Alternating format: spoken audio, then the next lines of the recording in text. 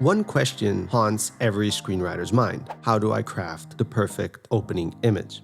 An opening image sets the tone for your entire story. It can take many forms: a snapshot that defines your protagonist, a sequence that introduces the kind of life and job your main character has, a chase beat that plunges us into the world, their companions, and the message of the story, or even a key moment pulled from the climax, hinting at the stakes and creating suspense. Horror genre opening images usually see the monster in action. Done right, the opening image captures character, theme, and world building, all in a single powerful beat.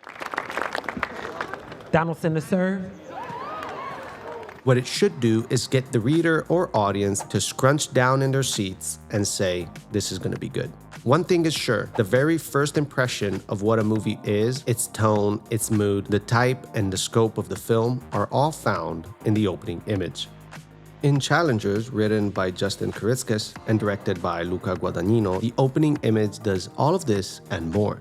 It usually unfolds within the first page of the script, or at most, the first page and a half. Rarely, it stretches beyond 2 pages. In Challengers, it spans the first page and nearly all of the second.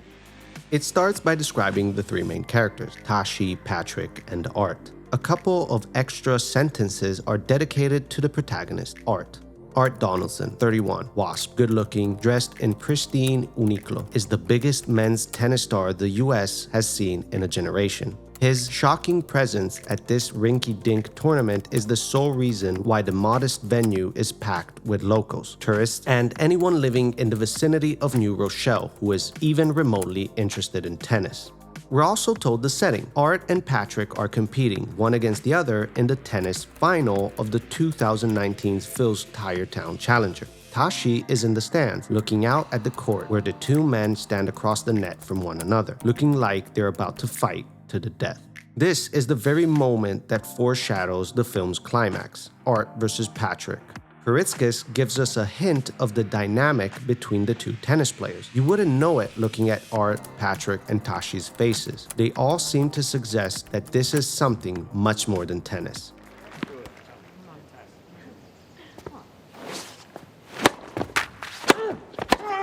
Here, the reader and the audience realize there's more between them than meets the eye. This isn't a regular match. There's a backstory and high stakes driving their every move.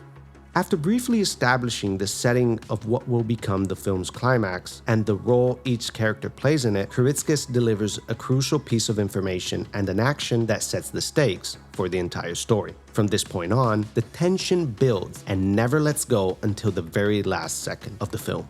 Right after, Patrick sprints up to the net to catch Art's drop shot and rips it cross-court, winning the point. He yells, then, a single line of action makes us understand everything about the stakes in play here.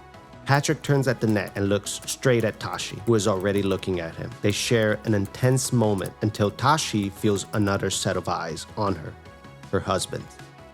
Only now do we learn that Tashi is Art's wife. This redefines everything we've seen so far. This isn't just a tennis match. It's a high-stakes battle fueled by personal history. The winner doesn't just prove they're the best tennis player. They also win Tashi, who shares a complicated past with both men.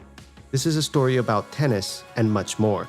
In what seems to be simple writing, Kuritzkes uses the opening image to establish the tone, mood, scope, and the theme while introducing us to the characters, foreshadowing the climax, and the life-changing stakes at play. From here, the setup begins. As viewers, we're hooked, compelled to watch every moment unfold, eager to understand how these 3 characters reach this breaking point where their entire lives hang in the balance.